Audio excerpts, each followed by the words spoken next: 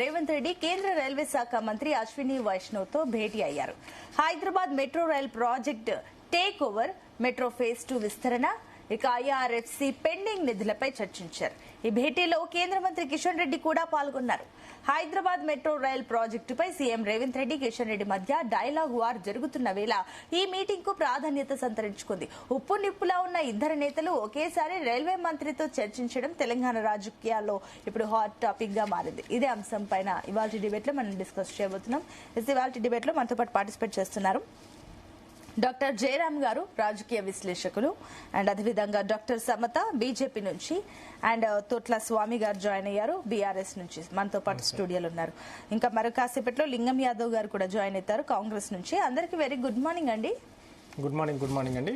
Good morning. So ముందుగా జయరామ్ గారు మీతో స్టార్ట్ చేద్దాం.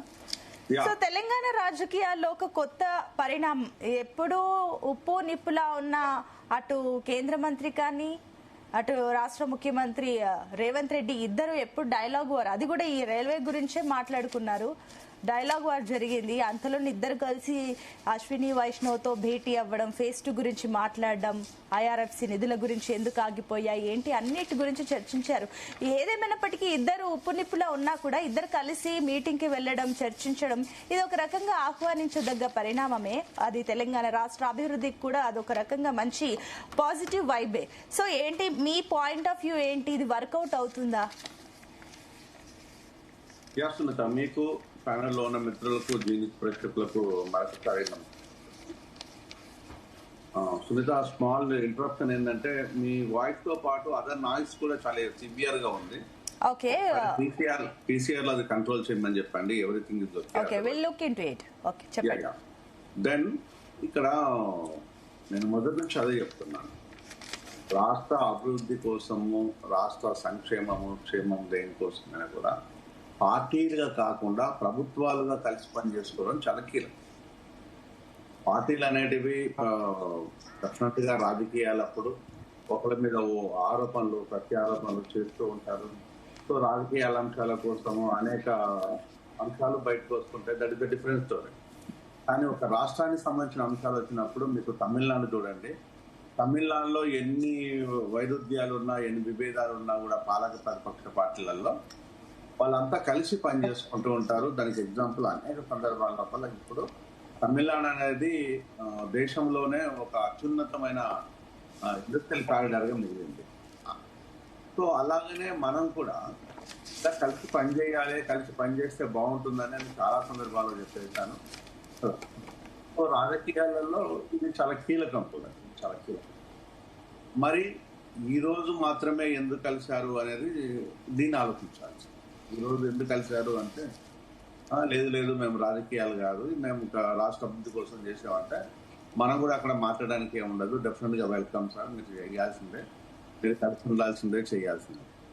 అంటే బీజేపీకి నేను నిన్న కూడా అదే, బీజేపీకి కానీ బీజేపీ నాయకత్వానికి రేవంత్ రెడ్డికి, కాంగ్రెస్ విషయం పక్కన పెడతాం, రేవంత్ రెడ్డికి ఎక్కడా మీకు డిఫరెన్సెస్ లేవు. చాలా సందర్భాల్లో తెలియదు. మరి ఇద్దరు నేతల మధ్యలో ఎందుకు డిఫరెన్సెస్ వచ్చాయి అనేది బీఆర్ఎస్ చెప్పారు. ఈ డిఫరెన్సెస్ నిజంగా ఒక పాజిటివ్ డిఫరెన్సెసా, నెగిటివ్ డిఫరెన్సెసా? అంటే లేదంటే బీఆర్ఎస్ దెబ్బ కొట్టడం కోసం ఒకరి మీద ఒకరు ఆరోపణలు, ప్రత్యారోపణలు చేసుకొని ఒకరి మీద ఒకరు ఎలివేట్ చేసుకోవడం కోసం అనేది ఇది బీఆర్ఎస్ చాలా కీలకం. ఇక ప్రజలకు కావాల్సింది ఏంటంటే వీళ్ళు ఆరోపణలు, ప్రత్యారోపణలు ప్రజలకి ఏం అవసరం లేదు. ప్రజలకు కావాల్సింది ఇక్కడ క్షేమము, సంక్షేమము, ప్రజల మధ్యలో మనం ఏం చెప్పాలనుకుంటున్నాము అనేది నేతలకు తెలియాలి. కానీ నిన్నటి విషయాన్ని చూస్తే మాత్రము ఇట్ ఈస్ స్టన్నింగ్ పర్ఫార్మెన్స్ అని చెప్పాలి ఇద్దరు నేతలు, కిషన్ రెడ్డిది కావచ్చు, రేవంత్ రెడ్డిది కావచ్చు.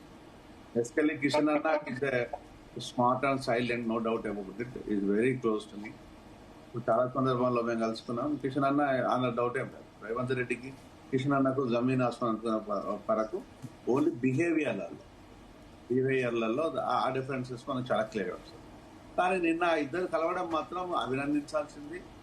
డెఫినెట్ గా ప్రజలు గమనిస్తూ ఉంటారు, మరి ముఖ్యంగా బీఆర్ఎస్ గమనిస్తూ ఉంటుంది. అంటే మనకు ముఖ్యంగా నేను చెప్పాలనుకున్నది ఏంటంటే, మనకు నేతల మధ్య నుంచి ఎలాంటి డిఫరెన్సెస్ కోరుకోవటం లేదు ప్రజలుగా. మరి నేతలకు ఎందుకు ఇంత డ్రామాలు చేయటం అనేది ఇది ప్రశ్న. ఇంత డ్రామాలు చేయడము నేతలకు ఎందుకు? ప్రజా సమస్యల మీద కలిసి పనిచేయడం లోపల ఎవరైనా వద్దన్నారా? మీరు నిరంతరము ఇలా పుట్టుకొస్తున్నట్టుగా ఎందుకు చేస్తున్నారు అనేది మరొక ప్రశ్న. ఎప్పుడైనా కూడా ప్రజలనే వాళ్ళు నేతల మధ్యలో డిఫరెన్సెస్ కోరుకోవడం లేదు, నేతలనే వాళ్ళు ప్రజల మధ్యలో డిఫరెన్సెస్ మాత్రం కోరుకుంటున్నారు. వై? దీనివల్ల మీరేమో ఆశిస్తున్నట్టు బీజేపీ సమూహం ఒకవైపు, ఆ బీఆర్ఎస్ సమూహం ఒకవైపు, కాంగ్రెస్ సమూహం ఒకవైపు, ఇతర పార్టీల సమూహాలు ఎందుకు ఇదంతా? అంటే ఎలక్షన్స్ అయిపోయినాయి, మనం అంతా కలిసి పని చేసుకోవాలి, రాష్ట్రాన్ని తీర్చిదిద్దుకోవాలి అనే అంశాన్ని ఎందుకు ఉండదు? మీకు ఎప్పుడు కూడా మీకు ఇతర దేశాలలో ఇట్లా కనిపించదండి. ఇతర దేశాలలో కానీ, ఇంకా చెప్పాలంటే నేను తమిళనాడు ఎగ్జాంపుల్ చెప్పేశాను, ఇట్లా కనిపించదు. కానీ కొన్ని రాష్ట్రాలలో పచ్చగడ్డేస్తే బగ్గుమన్నట్టు సినిమా హీరోలు చిన్నప్పుడు కనుక్కున్నట్టు కనిపిస్తుంటుంది. అదే అర్థం కాని విషయం, నిధులకు అదే అర్థం కాని విషయం. ఇప్పటికైనా రాష్ట్రానికి సంబంధించింది కానీ ఒక పరిస్థితి రావాలన్నది ఒక అంశం. ఇంకొక చిన్న అంశం ఇంకొకటి ఏంటంటే, మీరు మెట్రో ప్రాజెక్టు విషయం లోపల ఇంత కలిసికట్టుగా పనిచేస్తున్నారు, మరి స్టేట్ ప్రాజెక్ట్ అయినా, స్టేట్ ప్రెస్టీజియస్ ప్రాజెక్ట్ అయినా ఆర్టీసీ విషయం లోపల ఇప్పటి వరకు మీరు చేస్తుంది ఏంటి? దీన్ని మెట్రో ప్రాజెక్టును ప్రజల దగ్గర తీసుకెళ్ళడం లోపల మాకు అభ్యంతరం లేదు, సో దాన్ని ఆహ్వానించుదాం. ఎందుకంటే కాలక్రమేణా కాల పరిస్థితులను బట్టి దాన్ని ఓకే. కానీ ఆర్టీసీ రాష్ట్రమంతటా ఉంది కదా, మరి ఆ ప్రాజెక్టు విషయం లోపల ఆర్టీసీ ఉచిత బస్సు స్త్రీలకు కూడా ఇచ్చారు కదా, మరి దాన్ని కాపాడుకోవడం లోపల రేవంత్ రెడ్డికి చిత్తశుద్ధి ఎందుకు లేదు? రేవంత్ రెడ్డికి ఆర్టీసీ విషయం లోపల దాన్ని కాపాడుకొని ఆ ప్రజలను బతికించాలి, 40,000 కుటుంబాలు దీని మీద ఆధారపడ్డాయి, రాష్ట్రం మొత్తము దీని మీద ట్రాన్స్పోర్ట్ ఆధారపడ్డది. ఈ ట్రాన్స్పోర్ట్ చాలా కీలకమైన విషయాన్ని రేవంత్ రెడ్డికి ఎందుకు అర్థం కావటం లేదు? అంటే ఇక్కడ కార్పొరేటివ్ కంపెనీలతోని లావాదేవీలు, వ్యాపార దృక్పథంతో ఆలోచిస్తున్నారు. ఆర్టీసీ విషయానికి వస్తే ఎప్పుడు అమ్ముకోవాలని ఆలోచిస్తున్నట్టే కనిపిస్తుంది. దయచేసి ఆర్టీసీని కాపాడుకునే విధంగా ప్రయత్నాలు చేస్తే డెఫినెట్ గా ప్రజలు మిమ్మల్ని గుండెల్లో పెట్టుకుంటారు. ఆర్టీసీని ఇలానే దారాదత్తం చేసేసి మీ రాజకీయాల కోసం బలి చేసినట్టు అవుతే ప్రజలు ఎప్పుడు ప్రభుత్వాలను క్షమించరు. అనుమతి ప్రభుత్వాలను, ఏ ప్రభుత్వం అయినా ఆ ప్రతి ప్రభుత్వ పాపము ఆర్టీసీలో ఉంది కాబట్టి ఏ ప్రభుత్వాన్ని కూడా ప్రజలు క్షమించరన్న విషయాన్ని తెలియజేస్తుంది. ఓకే అండి. ఎస్ స్వామి గారు, గుడ్ మార్నింగ్. గుడ్ మార్నింగ్ అండి. సో మీరు చూస్తున్నారు, ఎందుకంటే మొన్నటి వరకు కిషన్ రెడ్డి పైన ఆరోపణలు రేవంత్ రెడ్డి చేయడం, సో రేవంత్ రెడ్డి కూడా ఎవరో ఒకరు మెట్టు దిగారా, ఒకరు మెట్టు ఎక్కారా పక్కన పెడితే కూడా ఏదో ఒకటి ఇద్దరు కలిసి వెళ్ళి మాట్లాడడం అయితే జరిగింది. సో ఈ విషయంలో బీఆర్ఎస్ పాయింట్ ఆఫ్ వ్యూ ఏంటి? ఇందాక జయరాం గారు అన్నట్లు కూడా ప్రతి విషయాన్ని బీఆర్ఎస్ కూడా గమనిస్తుంది అంతా అని చెప్పేసి అంటున్నారు. మీరు కూడా 9 years పాలనలో మీరు కూడా మెట్రోకి సంబంధించి కాస్త ప్రాజెక్టు ముందుకెళ్ళింది, బట్ ఈవెన్ దో దీన్ని ఇంకా నెక్స్ట్ లెవెల్కి తీసుకువెళ్లే ప్రయత్నం కాంగ్రెస్ ప్రభుత్వం చేస్తుంది కాబట్టి మీ పాయింట్ ఆఫ్ వ్యూ ఏంటి? ముందుగా అందరికి నమస్కారం. రేవంత్ రెడ్డి గారు పొద్దున్న లేస్తే చాలా గొప్పగా ఈ రాష్ట్రాన్ని నేనే అభివృద్ధి చేస్తున్నటువంటి చెప్పుకుంటున్నటువంటి ముఖ్యమంత్రి గారు, మేము అడుగుతా ఉన్నాం ముఖ్యమంత్రి గారిని, మీరు ఈ మెట్రోను నష్టాల్లో ఉందని చెప్పి ఎల్లంటి చెప్తా ఉన్నది. మేము లాభాల్లో 30,000 కోట్ల రూపాయల ఆస్తిని 15,000 కోట్ల రూపాయలకే కొన్నామని చెప్పేసి చాలా గొప్పలుగా చెప్పుకుంటూ వచ్చినటువంటి ఈ రాష్ట్ర ప్రభుత్వం, ముఖ్యమంత్రి రాష్ట్ర ప్రభుత్వం ఎందుకు ఈ 15,000 కోట్లకే వాళ్ళు అమ్మిర్రు? నష్టాలలో ఉన్న నష్టాల్లో ఉన్న మెట్రోనని వారు చెప్తా ఉన్నారు. లాభాలు 15,000 కోట్ల రూపాయల ఆస్తిని, 30,000 కోట్ల రూపాయల ఆస్తిని 15,000 కోట్లకే నేను కొన్నానని చెప్పి ముఖ్యమంత్రి చెప్తా ఉన్నాడు. 30,000 కోట్ల రూపాయల ఆస్తిని 15,000 కోట్ల రూపాయలకు వాళ్ళు అమ్ముతారా? ఎవరైనా అంత తక్కువ ధరకి ఎందుకు ఇస్తారు వాళ్ళు? ఈయన వాళ్ళకేమో చుట్టమా, వీళ్ళకేమైనా మేరమానమా? అంటే ఇక్కడ ఉన్నటువంటి వారిని బెదిరించి భయభ్రాంతులకు గురి చేసి ఆ మెట్రో ప్రాజెక్టును టేక్ ఓవర్ చేసే ప్రయత్నం చేసిండు. ఆ టేక్ ఓవర్ ఎందుకు చేయాల్సి వచ్చిందంటే వారి ఇక్కడ ఉన్నటువంటి వారి మెట్రో మాల్స్ ఒక 6 ఉన్నాయి, వారి చాలా పెద్ద పెద్ద మెట్రో మాల్స్ ఉన్నాయి, అవన్నిటిని కూడా వారి బినామీలకు అనాయిలకు కట్టబెట్టే ప్రయత్నం చేస్తూ ఉన్నాడు రాష్ట్ర ప్రభుత్వం టేక్ ఓవర్ పేరు మీద అని మేము భావిస్తూ ఉన్నాం. నిజంగానే ఈ జూన్ నెల 1వ తారీఖు నాటికి మేము టేక్ ఓవర్ పూర్తి అయితే అని చెప్పేసి అన్నారు. డాక్యుమెంటేషన్ అంతా పూర్తి అయిందని చెప్పారు, ఎంఓఏలన్నీ సైన్ అయినాయని చెప్పారు, ఐఆర్ఎఫ్సి లోన్ నిధులు మంజూరు చేస్తుందని చెప్పారు. కానీ జూన్ 1 అయిపోయింది, ఇలా 23 తారీఖు వచ్చింది. ఎందుకు చేసుకోకపోయింది? ఇప్పుడు ఐఆర్ఎఫ్సి లోన్ ఇవ్వకపోతే మెట్రో భవిష్యత్ ఏంటి? మళ్ళా ఇప్పుడు పోయి ఎలాంటిని బతిలాడతారా, ఇంకా వేరే దగ్గర అప్పు తెస్తారా అంటే అనాలోచితంగా ఎలాంటి యొక్క భవిష్యత్తు ఆలోచన లేకుండా, పరిపక్వత లేకుండా ఈ రాష్ట్ర ముఖ్యమంత్రి గారు నిర్ణయం తీసుకున్నాడని చెప్పేసి మేము భావిస్తూ ఉన్నాం. నిజంగానే ఈ ఐఆర్ఎఫ్సి ఏదైతుందో కిషన్ రెడ్డి గారు అన్ని డాక్యుమెంట్లు అయినప్పుడు కూడా కిషన్ రెడ్డి గారు అడ్డుకున్నారని నిన్న మొదటి దాకా చెప్పుకుంటూ వచ్చినటువంటి ఈ రేవంత్ రెడ్డి ప్రధానమంత్రిని ఎందుకు గెలవలేదు ఈ అంశం పైన, లేదా అఖిలపక్షాన్ని ఎందుకు తీసుకొని పోలేదు? మేము కూడా వినేవాళ్ళం కదా, ప్రధానమంత్రి దగ్గర తీసుకొని పోతే మెట్రో ఎందుకు టేక్ ఓవర్ చేసుకోలేకపోతుంది ప్రభుత్వం అని మాకు అర్థమయ్యేది కదా. రాష్ట్ర ప్రభుత్వం కేంద్ర ప్రభుత్వం సహకరించిందని చెప్పేసి వారు చెప్తా ఉన్నారు. రాష్ట్ర ప్రభుత్వం అన్ని రకాలైనటువంటి డాక్యుమెంట్స్ అన్ని కూడా మేము కంప్లీట్ చేసినామంటే చెప్పేసి ఈ ముఖ్యమంత్రి గారు చెప్తా ఉన్నారు. అయినా వారు లోన్ ఇవ్వట్లేరు. ఎందుకు ఇవ్వట్లేరు? పోగా దేశంలో ఎక్కడ లేని విధంగా 4% ఇంట్రెస్ట్ మాత్రమే, వడ్డీతో మాత్రమే నేను లోన్లు తీసుకొస్తున్నా అని చెప్పేసి రేవంత్ రెడ్డి గారు చెప్పుకోవడం జరిగింది. కానీ ఇప్పటిదాకా ఐఆర్ఎఫ్సి ఎక్కడ కూడా 7% కంటే తక్కువ ఇచ్చిన దాఖలా లేదు. మరి ఆయన అతి తెలివితో తీసుకొచ్చిరా, ఆయన సమర్థతోటి 4% తీసుకొచ్చినా 7% తీసుకొచ్చినా ప్రజలకు చెప్పాల్సిన అవసరం ఉంది. దానికి చెప్పట్లేడు. 4% ఇస్తున్నారని చెప్తారు, వాళ్ళేమో మేము కాదు మేము 7 కంటే ఎక్కడ ఇవ్వలేదని చెప్పేసి వాళ్ళు చెప్తా ఉన్నారు. అంటే మెట్రో ఫస్ట్ ఫేజ్ సంబంధించి టేక్ ఓవర్ ప్రక్రియ పూర్తిగా ఇవాళ ముఖ్యమంత్రి యొక్క అసమర్థతతో పరిపక్వతతో ఇవాళ వ్యవహరించినట్టుగా మనకు కనపడతా ఉన్నది. నిజంగానే ఈ లోన్ వారు ఇవ్వకపోయి ఉంటే ఈ మెట్రో భవిష్యత్ ఏంది? ఇప్పుడు రాష్ట్ర ప్రభుత్వ పరిస్థితి ఏంది? ముఖ్యమంత్రి గారు సమాధానం చెప్పాలా. 2 దీనిపైన విచారణ జరగాలి. నష్టాల్లో ఉన్నదాన్ని వీళ్ళు ఎందుకు కొనుగోలు చేయాల్సి వచ్చింది? వాళ్ళ కష్టం వాళ్ళు పడతారు, వాళ్ళు టెండర్ వేసారు, వాళ్ళు నడపాల్సిన బాధ్యత ఉంది, వారి కష్టం వారు పడతారు. ఎలాంటి వాళ్ళు రాష్ట్ర ప్రభుత్వం ఎందుకు దూరాలకు ఈ యొక్క తీసుకొచ్చి ఆ యొక్క బరువు అంతా కూడా ప్రజల మీద ఎందుకు నెట్టాలనుకుంటున్నారు ముఖ్యమంత్రి గారు? 30,000 కోట్లు ఆస్తే అని నిజంగానే అంటే వాళ్ళు 15,000 కోట్లకు అమ్ముతారా? 2 వచ్చిన తర్వాత వచ్చినప్పటి నుంచి తన మార్కు ఉండాలని చెప్పేసి కేసీఆర్ గారు ప్రారంభించినని చెప్పి మెట్రో సంబంధించి రాయదుర్గం నుంచి శంషాబాద్ సంబంధించినటువంటి అలైన్మెంట్ ను ఆయన మార్చడం జరిగింది, రద్దు చేయడం జరిగింది. మెట్రోను ఆ యొక్క ఫేజ్ ను రద్దు చేయడం జరిగింది. ఇకపోతే మెట్రో ఫేజ్ 2 సంబంధించి అనుమతులు ఇప్పటి వరకు సాధించలేదు. ఇది ముఖ్యమంత్రి గారి అసమర్థత కాదా? ఇప్పటికీ దాదాపుగా 2.5 సంవత్సరాలు అయిపోయింది, 3 సంవత్సరాల దగ్గరకు వస్తూ ఉంది. ఆయన ఈ మెట్రో ఫేజ్ 2కు కనీసం అనుమతులు కూడా సాధించలేదు. దీని అంతటికీ కిషన్ రెడ్డే కారణం అంటాడు.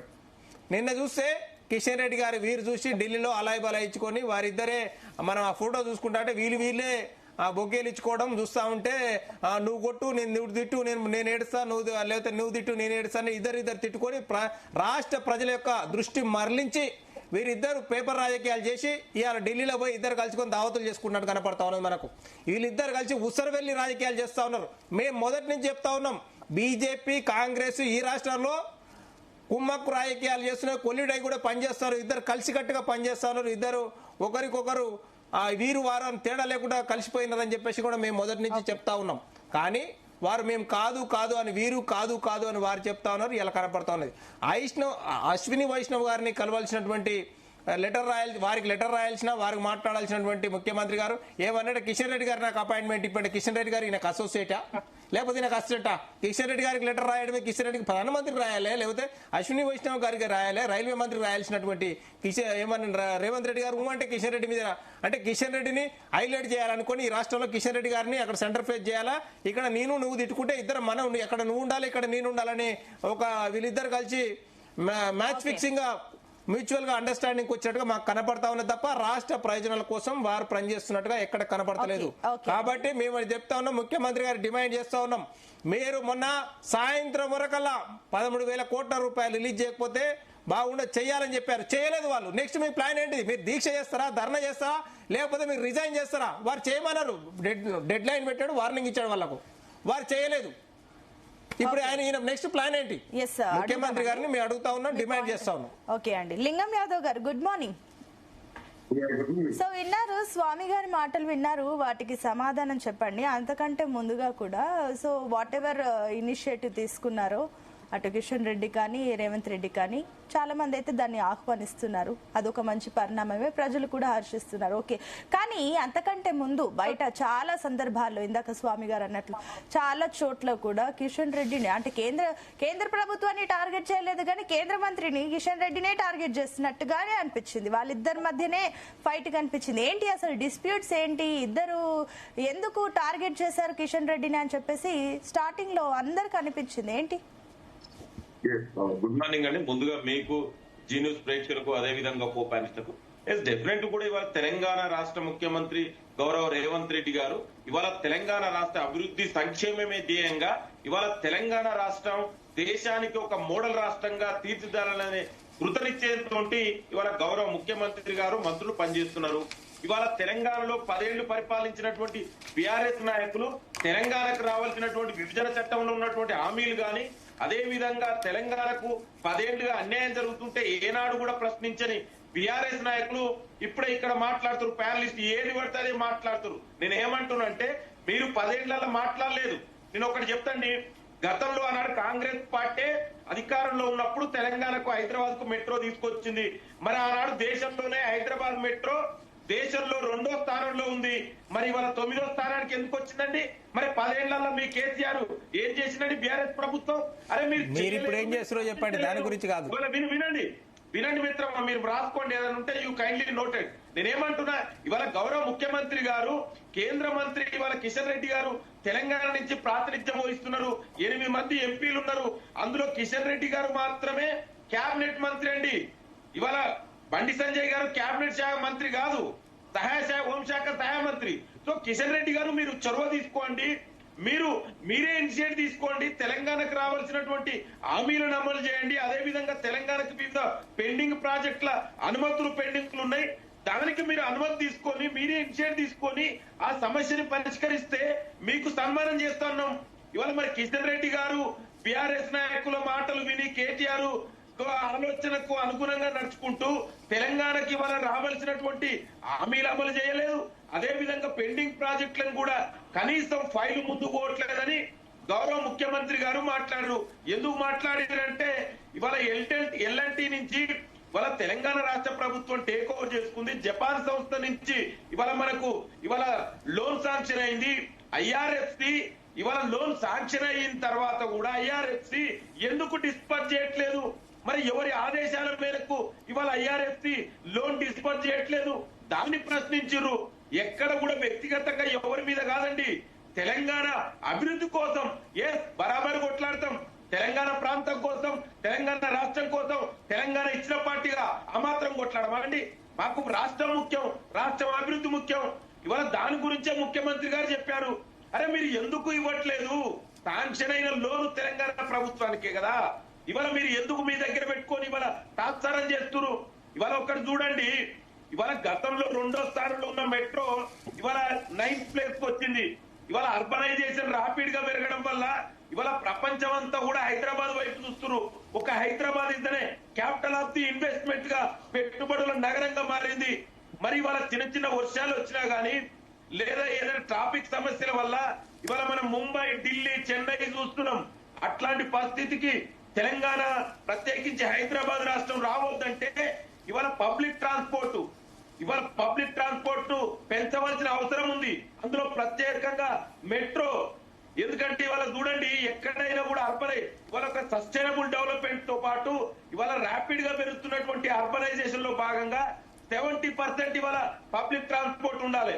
మరి ఇవాళ సిచ్యువేషన్ తీసుకొస్తేనే మనకి ఇవాళ భవిష్యత్తులో మన నగరాన్ని మీద ప్రపంచంలో ఉన్నటువంటి పెట్టుబడులంతా రావడానికి చాలా మార్గం సుమరైతుంది. ఇక్కడ కూడా ట్రాఫిక్ సమస్య ఉండదనే ఉద్దేశంతో ఎవరిని విమర్శించాలనో కాదండి, ఇవాళ దానికి అనుగుణంగానే ఇవాళ హైదరాబాద్ లో మెట్రో ఎక్స్పెండ్ చేయవలసిన అవసరం ఉంది. ఒక మెట్రోనే కాదండి, మేము ఇవాళ ఆర్టీసీని కూడా మీరు చూశారు. 2000 కొత్త బస్సులు కొన్నాం. అంటే ఓవరాల్ గా పబ్లిక్ ట్రాన్స్పోర్ట్ ని పెంచితే దాని వల్ల ఇవాళ ప్రజలకు కష్టాలు తీరుతాయి. ఇవాళ ఢిల్లీలో చూడండి, బెంగళూరులో చూడండి. బెంగళూరులో సాఫ్ట్వేర్ అంతా కూడా ఎంప్లాయీస్ అందరూ కూడా బయటికి రావడానికి కారణం ఏంటండి? ఇవాళ అక్కడ ఉన్నటువంటి ట్రాఫిక్ సమస్య కదా. అలాంటి సమస్య మనకు రావద్దంటే మనం పబ్లిక్ ట్రాన్స్పోర్ట్ ని యూటిలైజేషన్ పెంచవలసిన అవసరం ఉంది.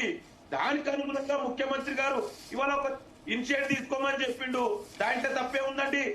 ఏదేమైనా నిన్న కిషన్ రెడ్డి గారు వాళ్ళ ఇప్పుడు ప్రధానమంత్రిని ఎందుకు కలిసిర్రు, మంత్రులను ఎందుకు కలుస్తారంటే ఎందుకు కలుస్తారండి? బరాబర్ కలుస్తాం.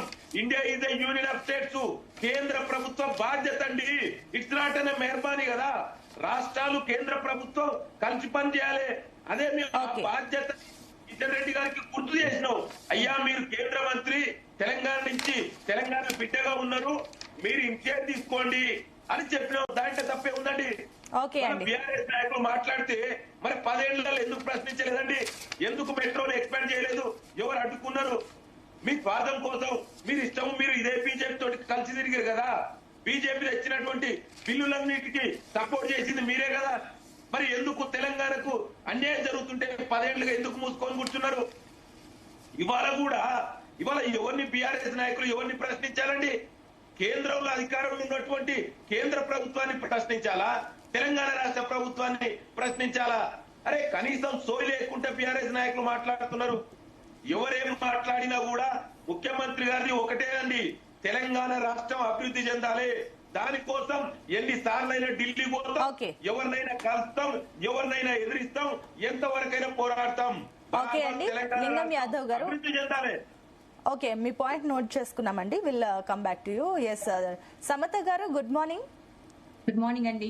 సో వాట్ ఎవర్ నిన్న భేటీ జరిగిందో కూడా ఓకే, దానివల్ల ఏమైనా రాష్ట్రానికి మంచి చేకూరుతుందని చెప్పేసి ప్రజలు కూడా ఆశాభావంతో వెయిట్ చేస్తున్నారు. బట్ ఇక్కడ first of all main question ఏంటంటే కూడా ఇందాక లింగం యాదవ్ గారు కూడా అదే పాయింట్ అన్నారు, లోన్ అమౌంట్ వచ్చింది కానీ ఐఆర్ఎఫ్సి మాత్రం ఇవ్వట్లేదు అని చెప్పేసి.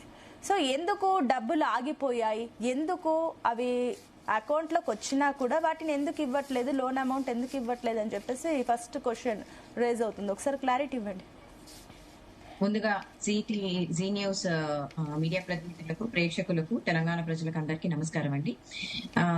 అన్నగారు చెప్పినట్టు ఇప్పుడు ఫస్ట్ ఎలిగేషన్ ఏం చెప్పారంటే అసలు అపాయింట్మెంట్ మేము ఇప్పించాలండి. సీఎం గారు ఆల్మోస్ట్ 71 టైమ్స్ 71 సార్లు ఢిల్లీకి వెళ్లారు. 15 సార్లు కేంద్ర మంత్రిని కలిశారు. మనోహర్ లాల్ ఖట్టే గారిని 5 సార్లు కలిశారు. అశ్విని వైష్ణవ్ గారిని 3 సార్లు కలిశారు. అండ్ హైదరాబాద్ లో కూడా చర్చలు చేశారు. ఇవన్నీ చేసినప్పుడు మా కేంద్ర మంత్రి కిషన్ రెడ్డి గారు పర్మిషన్ తీసుకొని వెళ్ళారా, ఆయన్ని సంప్రదించి వెళ్ళారా? ఇవన్నీ చేసినాక కూడా ఈ రోజు కొత్తగా ఏమంటున్నారు, మా కేంద్ర మంత్రి కిషన్ రెడ్డి గారు ఆయన్ని అపాయింట్మెంట్ ఇప్పించాలి, చేయాలి అని చెప్తున్నారు. సార్, మీరు కేంద్ర ప్రభుత్వం ఏం చేయాలనేది చెప్పాల్సిన అవసరం లేదండి. కేంద్ర ప్రభుత్వం తెలంగాణ ప్రజలకు చిత్తశుద్ధితో పనిచేయడానికి రెడీగా ఉన్నారు. మా మంత్రులు గాని, ఎంపీలు గాని, ప్రతి ఒక్కళ్ళు కూడా మా నరేంద్ర మోడీ గారు తెలంగాణ ప్రభుత్వం చిత్తశుద్ధితో పనిచేయడానికి రెడీగా ఉన్నారు. దానికి సాక్ష్యమే నిన్న జరిగిన ఆర్గనైజ్ మీటింగ్.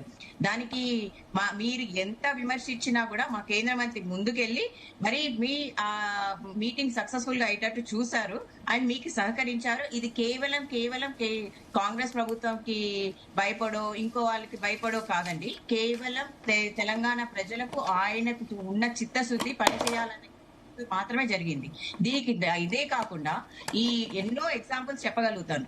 సో మనకు RRR జరిగినప్పుడు నితిన్ గడ్కరీ గారితో కలిసి 1000 కోట్లు వచ్చే దగ్గర 100 కోట్లు వచ్చినప్పుడు మన ఆర్బీఐ మంత్రి గారిని తీసుకెళ్లి 800 కోట్లను డైరెక్ట్ సెంట్రల్ గవర్నమెంట్ నుంచి ఇచ్చారండి. ఇది మొత్తం RRR అనేది కంప్లీట్ సెంట్రల్ గవర్నమెంట్ కాంట్రిబ్యూషన్. ఇది ఇక్కడ స్టేట్ గవర్నమెంట్ కాంట్రిబ్యూషన్ ఆల్మోస్ట్ 0. అదే కాకుండా మనకు గతిశక్తి PM గతిశక్తి యోజన ద్వారా మనకి మొత్తం ఇండియాలో 7 బుల్లెట్ ట్రైన్స్ రావాల్సిన దగ్గర 3 బుల్లెట్ ట్రైన్స్ కేవలం తెలంగాణకు వచ్చేటట్టు చేసింది కిషన్ రెడ్డి గారు. అంతేకాకుండా మనకు క్రిటికల్ మినరల్ సెంటర్ ని తెలంగాణకు తీసుకొచ్చి కొట్లాడి తీసుకొచ్చింది కిషన్ రెడ్డి గారు. అదే కాకుండా క్లీన్ ఎనర్జీ లో మనకు పెట్టుబడులు పెట్టించింది కూడా కిషన్ రెడ్డి గారు. అదే కాకుండా సెంట్రల్ గవర్నమెంట్ ఇవన్నీ మీరు అడగకుండానే మేము చేశామండి. అండ్ 42 రైల్వేస్ ని ఆధునీకరణ, రైల్వే స్టేషన్స్ ని ఆధునీకరణ కోసము ఫండ్స్ తీసుకొచ్చింది కేవలం కిషన్ రెడ్డి గారి ఇంటర్వెన్షన్ ద్వారానే జరిగింది. 42 రైల్వేస్ ని ఆధునీకరణ చేశారండి. అంతేకాకుండా రంగారెడ్డి జిల్లాలో మహేశ్వరం దగ్గర 45 crores సిఆర్ఎఫ్ ఫండ్స్ తీసుకొచ్చారు. ఇప్పుడు మూసీబీ సుందరీకరణ కోసం కూడా మనకు డిపిఆర్ మీరు ప్రాపర్ గా సబ్మిట్ చేస్తే 7,000 కోట్లు మనకు రిలీజ్ అవుతాయి. కానీ ఇక్కడ మాకు ఒకటి ఆబ్జెక్షన్ అండి, పేద ప్రజల వృత్తి గాని వాళ్ళ నివాసాలు డిస్టర్బ్ చేయకుండా మీరు చేయగలిగినప్పుడు 7,000 crores మనకు అలాట్ అయ్యే ఛాన్స్ ఉంది. ఇది ఇంతే కాకుండా మన హైదరాబాద్ ని, కరీంనగర్ ని, నిజామాబాద్ ని, వరంగల్ ని, అలాగే మహబూబ్ నగర్ ని ఇవన్నీ కూడా స్మార్ట్ సిటీస్ గా డిక్లేర్ చేశారు. దాంట్లో పాటుగా హైదరాబాద్ ని ఒక గ్లోబల్ సిటీగా కూడా డిక్లేర్ చేశారు. అంతేకాకుండా మనకు గతిశక్తి ద్వారా మనకు వచ్చింది 3 exclusive bullet trains only to address the traffic సమస్యలు ఆఫ్ హైదరాబాద్ వచ్చే ట్రాఫిక్ సమస్యలు మన స్టేట్ గవర్నమెంట్ అంటే మన రాష్ట్ర ప్రభుత్వం వచ్చే ఇప్పటి వరకు కూడా ఎటువంటి మాన్సూన్ సీజన్ వచ్చింది, ఎటువంటి ట్రాఫిక్ సమస్యలను ఎట్లా అడ్రస్ చేయాలి ఏంటి అనే ఆలోచన లేని పరిస్థితిలో కూడా ముందు ఆలోచన చేసి మనకు తెలంగాణకి రైల్వేస్ కానీ, మెట్రోస్ కానీ, ఎంఎంటీఎస్ కానీ అధికంగా ఇవ్వాలి అని ఒక రిక్వెస్ట్ పెట్టి మరీ అంటే ఓకే అంటే సమత గారు మీరు చెప్పిన పాయింట్స్ యాక్సెప్ట్ చేద్దాం. బట్ ఫస్ట్ ఏంటి అంటే కూడా ఒక్క నిమిషం లింగం యాదవ్ గారు, నేను మీకు కూడా టైం ఇస్తాను. అంటే ఫస్ట్ క్వశ్చన్ ఎక్కడ వస్తుందంటే కూడా first of all loan amount కోసం అటు జపాన్ సంబంధించి తక్కువ వడ్డీ ఇవ్వడానికి 13,600 కోట్లు ఇవ్వడానికి వాళ్ళు ఓకే చేశారు, రిలీజ్ చేశారు. అవి ఐఆర్ఎఫ్స్ దగ్గర ఉన్నాయి. వీళ్ళు రిలీజ్ చేయడానికి ఏం చెప్తున్నారు, టెక్నికల్ డిపిఆర్ లేదు, అది ఇస్తే మాత్రం మేము రిలీజ్ చేస్తామని చెప్పి అంటున్నారు. నాకు వస్తున్న డౌట్ ఏంటంటే అసలు ఏ డిపిఆర్ చూడకుండానే జపాన్ లాంటివి అవి ఇంత అమౌంట్ రిలీజ్ చేస్తారా, వాళ్ళు ఎందుకు ఇస్తారు, మరి ఇక్కడ ఎందుకు ఆగిపోయిందని చెప్పేసి డౌట్లు వస్తున్నాయి. ఇక్కడ ఎవరు ఆపలేదండి, కేవలము మన రాష్ట్ర ప్రభుత్వం ప్రాసెస్ ఉంటది, ప్రతి దానికి ఒక ప్రాసెస్ ఉంటది. ఆ ప్రాసెస్ కరెక్ట్ గా చేయలేనప్పుడు మాత్రమే నిధులు ఆగుతాయి. కానీ ఇటువంటి ప్రాసెస్ లో వాళ్ళు చేసిన తప్పిదాలను కూడా కొన్నిసార్లు మేము ఓవర్లుక్ చేసి మన కేంద్ర ప్రభుత్వము అలాట్ చేసిన ఫండ్స్ అలాట్ చేసిన సిచ్యువేషన్స్ కూడా ఉన్నాయి. కానీ ఇక్కడ మేము అడుగుతున్నది ఏంటి, ప్రాపర్ డిపిఆర్ ఇవ్వాలి. సో ఇది ఒక ప్రాసెస్ పద్ధతి. సో ఆ ప్రాపర్ డిపిఆర్ ఇవ్వకుండానే సబ్మిట్ చేయకుండా అని ఇప్పుడు అది ఎవరి బాధ్యత, రాష్ట్ర ప్రభుత్వం బాధ్యత. అదే ఈ ప్రాపర్టీ డిపిఆర్ చూడకుండానే జపాన్ ఇంత అమౌంట్ రిలీజ్ చేస్తుందా అని చెప్పేసి డౌట్. ఎస్ లింగం యాదవ్ గారికి కూడా ఒక సబ్మిషన్ ఉందంటే ఒకసారి చెప్పండి లింగం యాదవ్ గారు. బీజేపీ నాయకురాలు మాట్లాడుతూ బహుశా ఇవాళ నేను తెలంగాణకు మీరు ఏం చేసిరో చెప్పాలంటే మీకు మీరు ట్రైన్లు ఇచ్చేదండి, దేశవ్యాప్తంగా ఇచ్చే ట్రైన్లు అన్ని నేనే తెలంగాణకు మీరు విభజన చట్టంలో ఉన్న హామీలు అమలు చేయండి, మూసీఆర్ రిజర్వేషన్ డబ్బులు ఇవ్వండి, త్రిపురాలకు రీజన్ డబ్బులు ఇవ్వండి. ఏం మాట్లాడతారండి? తెలంగాణకి ఇప్పటికి ఒక ఐఏఎం లేదు, పాలమూరు రంగారెడ్డికి జాతీయ హోదా లేదు, ఒక కాజ్పేట రైల్వే కోచ్ ఫ్యాక్టరీ ఏమైంది, బయ్యార ఉక్కు ఫ్యాక్టరీ ఏమైంది? అరే కనీసం చెప్తే మీరు ఏం చేసిరో చెప్పండి. ఒక్క నిమిషం లింగం యాదవ్ గారు మీరు చెప్పిన పాయింట్ ప్రకారము డెవలప్ కేంద్ర ప్రభుత్వం చేయాల్సినవి చేస్తుంది, వాళ్ళు ఇచ్చే హామీల గురించి అంటారా, అది మీ ప్రయత్నాలు మీరు ఏమైనా చేయాలి. బట్ ఈవెన్ దో వాళ్ళు చేసేది ఎంతో కొంత యాక్సెప్ట్ చేయాలి, ఎంతో కొంత ఇక్కడ రైల్వే స్టేషన్లు గానీ అవి డెవలప్ అవ్వడం వల్ల చాలా మందికి మంచి జరుగుతుంది కదా, అది చూసే వాళ్ళకు కూడా అర్థం అవుతుంది కదా. సరే ఆ విషయం పక్కన పెడదాం. నేను ఇందాక అడిగిన లోన్ అమౌంట్ గురించి ఒకసారి క్లారిటీ, లింగం యాదవ్ గారు నేను ఒకసారి మెయిన్ పాయింట్ అడిగాను, దాని గురించి క్లారిటీ తీసుకొని నేను మీ సబ్మిషన్ వింటాను. ఒక్క నిమిషం ఆగండి, డిపిఆర్ గురించి ఒకసారి క్లారిటీ తీసుకుందాం. చెప్పండి సమత గారు, ఒక్క నిమిషం ఆగండి. లింగం యాదవ్ గారు ఒక్క నిమిషం ఆగండి. సమత గారు చెప్పండి. సో ఏంటి అది అమౌంట్ ఎందుకు, ఎట్లా, వాళ్ళు ఎందుకు ఇచ్చారు, ఇక్కడ ఎందుకు ఆగింది అని చెప్పేసి డౌట్ వచ్చింది కదా, ఒకసారి దాని గురించి. ఇక్కడ ఎక్కడ ఆగలేదండి, అమౌంట్ ఎక్కడ ఆగలేదు. కేవలం మన స్టేట్ గవర్నమెంట్ ఇన్ఎఫిషియన్సీతోనే ఇవన్నీ మనకు ప్రాబ్లం వస్తున్నాయి. అండ్ కేవలం ఇది ఎందుకు చేస్తున్నారు, ఎందుకు చేయలేకపోయారు అని కాదు, చేయాలనే చిత్తశుద్ధి లేదు వాళ్ళకి. కేవలం డైవర్షన్ పాలిటిక్స్, వాళ్ళు ఇచ్చిన 6 హామీలు అమలు కావట్లేదు, దాని పట్ల తీవ్రమైన వ్యతిరేకత వచ్చింది. అంతేకాకుండా రైతుల సమస్యలు ఉన్నాయి, ఉద్యోగాల సమస్యలు ఉన్నాయి.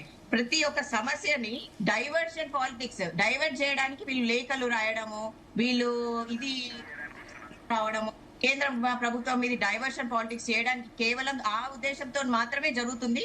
ఇక్కడ మనకు స్టేట్ గవర్నమెంట్ కి తెలంగాణ ప్రజలకు పనిచేద్దామని చిత్తశుద్ధి లేదు. అది బేసిక్ గా ప్రాబ్లం. ఓకే అండి. ఎస్ జయరామ్ గారు, సో మీరు ఒక పాయింట్ చెప్పే ముందు ఒక నిమిషము, స్వామి గారికి కూడా ఏదో సబ్మిషన్ ఉందంట. ఆయన పాయింట్ విని నేను మీ దగ్గరకు వస్తాను. స్వామి గారు, ఏంటి మీ సబ్మిషన్ ఏంటి? వీరిద్దరు కూడా ఐఆర్ఎఫ్సి లోన్ ఎందుకు రిలీజ్ అయిందో, దాని ఎందుకు ఫండ్స్ రిలీజ్ చేయట్లేదు అని చెప్పేసి దాని గురించి మీరు ఎవరు కూడా మాట్లాడతలేదు. దీనికి కారణం ఈ ప్రాజెక్ట్ ఎక్కడ ఆగిపోయిందో వారు బీజేపీ వాళ్ళు చెప్పట్లే. ఈయన డిపిఆర్ సబ్మిట్ చేసిండా, డిపిఆర్ సబ్మిట్ చేయలేదా, డిపిఆర్ లోపం వల్లనే ఆ ఫండ్ రిలీజ్ చేయట్లేదా అనేది బీజేపీ వాళ్ళు చెప్పాలా, క్లారిటీగా ప్రజలకు చెప్పాలా. ఎక్కడ ఆగిపోయిందో, ఎందుకు రిలీజ్ చేయలేదు. కాంగ్రెస్ వాళ్ళు వీరు చెప్పాలా, కిషన్ రెడ్డి ఆపితేనే ఆగిపోయిందని చెప్పేసి నిన్నటిదాకా చెప్పి ఊసరవెల్లి మాటలు ఉద్దర ముచ్చట్లు చెప్పి టైం పాస్ చేసిండు రేవంత్ రెడ్డి. నిన్న పోయి ఇద్దరు అలాబాలే తీసుకున్నారు. అదంతా డ్రామా అవుతుంది అని మనకు అర్థమైంది. మేమేమడుతున్నాం అంటే, ఐఆర్ఎఫ్సి లోన్ ఇవ్వకపోతే మెట్రో భవిష్యత్తు ఏంటి, దానికి సమాధానం లింగం చెప్పాలా, కాంగ్రెస్ పార్టీ చెప్తారా, ముఖ్యమంత్రి చెప్తారా చెప్పాలా. లోన్ ఇవ్వకపోతే మెట్రో భవిష్యత్తు ఏంది? ఎందుకంటే June 1 తారీఖునే టేక్ ఓవర్ చేసుకుంటా చెప్పాడు, కానీ June 1 అయిపోయింది, ఆ ఫండ్ రాలే. ఎల్ఎన్టీని ఇక్కడి నుంచి వెళ్ళగొట్టిండు, వాళ్ళ సిఎఫ్ఓను బెదిరించిండు, బ్లాక్మెయిల్ చేసిండు. నీ మీద కేసులు పెడతా ఇది అని చెప్పేసి బెదిరించి బ్లాక్మెయిల్ చేసి ఎల్ఎన్టీని గుంజుకున్నారు. నిన్నగాక మొన్న ఎస్బీఐ, నేను చెప్తా, ప్రైవేట్ చేతుల్లో ఉండే బదులు గవర్నమెంట్ వినండి చెప్తా. రోజు మన పొద్దులేస్తే ప్రైవేట్ అన్నిటికీ పీపీపీ మోడల్ ఇచ్చుకుంటూ పోతా ఉన్నాం అన్ని కూడా. మరి అన్ని రోడ్లు ఇట్లా అన్ని రద్దు చేయండి. అదొక్కటే ఎందుకు చేశారంటే దాని వెనుకంగా దురుద్దేశం ఉంది, దాని మీద విచారణ జరిపించాలని చెప్పేసి అడుగుతా ఉన్నాం. రోజు సిట్టు కమిషన్లు అంటాడు కదా, దీని మీద కూడా వేసి ఆయన మీద ఆయనే ఆదేశించుకోవాలా. 2, ఇలా ఎస్బీఐ భూములు గుంజుకుంటారు. ఇట్లా ప్రైవేట్ సంస్థలకు పెట్టుబడిదారులకు ఇచ్చినటువంటి భూములను గుంజుకుంటూ పోతా ఉంటే, వారి యొక్క సంస్థలను గుంజుకుంటూ పోతా ఉంటే ఎవరు వస్తారు పెట్టుబడులు పెట్టడానికి? మళ్ళీ రేపు భవిష్యత్తులో రాష్ట్రానికి ఎవరు పెట్టుబడి పెడతారు? ఎట్లా పెట్టుబడి పెడతారు? ఇప్పుడు మెట్రోను గుంజుకున్నప్పుడు ఇంక మెట్రో లాంటి పెద్ద సంస్థలనే ఎల్ఎన్టీ లాంటి మెట్రో పెద్ద సంస్థలనే గుంజుకుంటే ఇంకా మళ్ళీ ఇంకా వేరే కంపెనీలు ఎవరో సరే ఇక్కడ పెట్టుబడి పెట్టడానికి? ఎల్ఎన్టీ సంస్థను గుంజుకున్నప్పుడు ఎస్బీఐ భూములు గుంజుకుంటా ఉంటే పెట్టుబడి పెట్టడానికి వేరే ఎవరు రారు. 2, దాని మీద సమాధానం కాంగ్రెస్ వాళ్ళు చెప్పాలి, ఎందుకు గుంజుకోవాల్సి వచ్చింది, ఎందుకు టేక్ ఓవర్ చేయాలి. టేక్ ఓవర్ చేయకపోతే ఈ బాధ్యత, ఈ యొక్క నెపము, ఈ యొక్క బరువు బాధ్యత ప్రజల మీద రుద్దుదే ఉద్దేశమే ఉందా? ఇంకా ఏ నుంచి లోన్ తీసుకొస్తారు, ఎట్లా లోన్ తీసుకొస్తారు? మీరు ఏమైనా ఒక డెడ్ లైన్ పెట్టిరు, ఇవ్వకపోతే ఇవాళ సాయంత్రం వరకే రిలీజ్ చేయాలన్నాడు మొన్న, కానీ సాయంత్రం దాటిపోయింది, రిలీజ్ చేయలే. కానీ ముఖ్యమంత్రి అక్కడ దీక్ష కూర్చొని ఫండ్స్ తీసుకొని వస్తాడా, లేకపోతే ఉత్తగానే ఉత్త చేతులతో వస్తాడా? రేపు రాష్ట్రానికి ఉత్త చేతులతో వచ్చి మళ్ళీ కిషన్ రెడ్డి మీద కిషన్ రెడ్డి ఇయ్యలేదని మళ్ళీ చెప్తాడా? సమాధానం చెప్పాలని వీళ్ళిద్దరిని అడుగుతున్నా. జయరామ్ గారు, సో ఆల్ ఓవర్ గా అన్ని పార్టీల పరంగా మీరు అన్ని విన్నారు.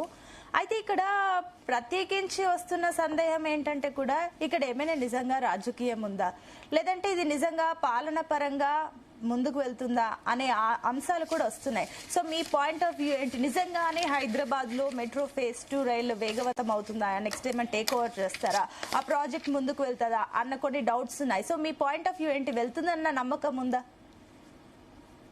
ఇంకా మీకు ఒక విషయాన్ని గమనించాలి, రాజకీయ పార్టీలు సహజంగానే ఒకరి మీద ఒకరు ఆరోపణలు ప్రత్యారోపణలు చేసుకుంటూ ఉంటాయి. దాన్ని పెద్దగా ఎవరేం పట్టించుకోరు, ఇది సర్వసాధారణం. నేను వీళ్ళకి గుర్తు చేసేది ఒకటే, రాజకీయాలు అనేటివి ఎలా ఉన్నా అది ఎప్పుడు చేయాలో మీకు తెలుసు, అప్పుడు చేస్తే అందంగా ఉంటుంది. కానీ ఈ డ్యూరేషన్ ఆఫ్ టైం లోపల ఈ గత 2 నెలల నుంచి విపరీతమైన హైప్ క్రియేట్ చేయడం, అంటే రేవంత్ రెడ్డి వచ్చేసి కిషన్ రెడ్డిని టార్గెట్ చేయడం, కిషన్ రెడ్డి అయితే ఎప్పుడంతా టార్గెట్ చేసినట్టు మాట్లాడలేదు, అంత హైప్ క్రియేట్ చేసి మాట్లాడాల్సినంత అవసరం ఏమొచ్చింది? ఇదే విషయాన్ని క్యాజువల్ గా కూర్చొని మాట్లాడుకుంటూ అయిపోద్ది కదా, దానికి ఇంత డిలేడ్ ఎందుకు వచ్చేసింది? నెంబర్ 1. నెంబర్ 2 వచ్చేసి, ఇక్కడ ప్రాజెక్టు డిపిఆర్ మీకు సబ్మిషన్ జరగలేదన్న విషయం బీజేపీ చాలా సందర్భాలలో చెప్పింది. దాంట్లోపల సబ్మిషన్ చేస్తే మేము దాన్ని కన్సిడర్ చేయాలా చేయకూడదు అని చూసుకుంటా ఉండదు. మరి ఇప్పటికీ కాంగ్రెస్ సబ్మిషన్ చేసిందా చెయ్యలేదా? ఈ సెకండ్ ఫేజ్ ప్రాజెక్ట్ లోపల ఏమేమి వస్తున్నాయి, లేకపోతే సబ్మిషన్ చేసిన అన్ని వస్తున్నాయా, లేకపోతే పర్టికులర్ గా కొన్ని మాత్రమే వస్తున్నాయా అన్నది. ఇప్పుడు బొల్లారం వరకు కూడా ఉన్నట్టు ఒక ఐడియా ఉంది. నిజంగా బొల్లారం వరకు ఉందా లేదా అన్నది కూడా అది $1 మిలియన్ ప్రజలు. మళ్ళీ బొల్లారం నుంచేసి మళ్ళీ ఇక్కడ ఇంకో కొన్ని డిస్టర్బెన్సెస్ ఉంటాయి, ఏది కంటోమినెంట్ ఇష్యూస్ ఇవన్నీ వస్తుంటాయి. ఓల్డ్ సిటీ ఉంది, ఆ ఓల్డ్ సిటీ లోపల అక్కడ కూడా కొన్ని డిస్టర్బెన్సెస్ ఉంటాయి. అంటే ఇలాంటివి మనం వెళ్ళేటప్పుడు దీన్ని నిజంగా ప్రతిష్టాత్మకంగా చేస్తున్నామా, లేకపోతే దీని నేపథ్యంలో సెకండ్ ఫేజ్ నేపథ్యం లోపల కార్పొరేటివ్ కంపెనీలకు మనం ఏమేమి అమ్మేస్తున్నాము అనేది ఇప్పటి వరకు కూడా స్టేట్ గవర్నమెంట్ ఎలాంటి చెప్పట్లేదు. ఇంకొక దీంట్లో ఉన్న ఆ ఇంటర్నల్ ఇష్యూ ఏంటంటే, మీరు ప్రభుత్వం లోపల ప్రభుత్వం తీసుకునే డిసిషన్స్ కానీ ప్రజలకు ఉపయోగపడేందుకు ఉండాలంటే ప్రభుత్వ పెద్దలకు ఉపయోగపడేంగా ఉండకూడదు. కానీ ఇక్కడ కనిపిస్తున్నది ఏంటంటే, ఓన్లీ కార్పొరేటివ్ దృష్టిలో పెట్టేసుకొని మీరు ఎల్ఎన్టీ టేక్ ఓవర్ చేస్తున్నారా, మరి ఆర్టీసీని టేక్ ఓవర్ పరిస్థితి ఏంటిది? అక్కడ 40,000 కుటుంబాలు ఆర్టీసీ మీద డిపెండ్ అవడంతో పాటు రాష్ట్ర ప్రజల సామాన్యమైన వెరీ నెసెసిటీ ట్రాన్స్పోర్ట్ ఆర్టీసీ. దీని గురించి రేవంత్ రెడ్డి మాట్లాడే ధైర్య సాహసాలు ఎప్పుడూ చేయలేదు. వై? ఇది కదా కీలకమైంది. నేను ట్రాన్స్పోర్ట్ వద్దని చెప్పట్లేదు. ట్రాన్స్పోర్ట్ విమానాలు కావాలి, రైళ్లు కావాలి, మెట్రో రైలు కావాలి, అన్ని కావాలి, ఓకే. మరి వాట్ అబౌట్ ఆర్టీసీ? ఆర్టీసీ వరకు ఇప్పుడు మీరు కేటాయించింది ఎంత? ఆర్టీసీని ఉచితంగా దాన్ని ఉపయోగించుకుంటూ ఉన్నారు, దాన్ని రాజకీయంగా మీరు దాన్ని మొత్తం కంప్లీట్ పిలిచి పిప్పి చేస్తున్నారు. మరి ఆ ఆర్టీసీని కాపాడుకునే దానికి ఇప్పటి వరకు కేటాయింపు లేదన్న విషయాన్ని పాలకులు ప్లస్ ప్రతిపక్షాలు అడగకపోవడం ఇక్కడ పెద్ద వింత. బీజేపీ అడగదు, టిఆర్ఎస్ అడగదు, కాంగ్రెస్ చెప్పదు, మరి దేని గురించి మాట్లాడాలి? ఇది కదా ఇది. మరి బేసిక్ ట్రాన్స్పోర్ట్ అనేది ఆర్టీసీ, బేసిక్ ట్రాన్స్పోర్ట్ అనేది మెట్రో కాదు. RTC is a basic transport అనేది చాలా అవసరము. ట్రాన్స్పోర్ట్ తో పాటు విద్యా వైద్యం కూడా అవసరము. అవి ఎట్లాగో నాశనం అయిపోయినాయి, వాటిని బాగు చేసేదానికి కూడా ఇప్పుడు లేదు. దాంట్లో నాయకులే అమ్ముకుంటున్నారు, మరీ బోర్డులు పెట్టి అమ్మేస్తున్నారు. ఉద్యోగాల కాంక్షలు మొదలుకుంటే ట్రాన్స్ఫర్ల వరకు.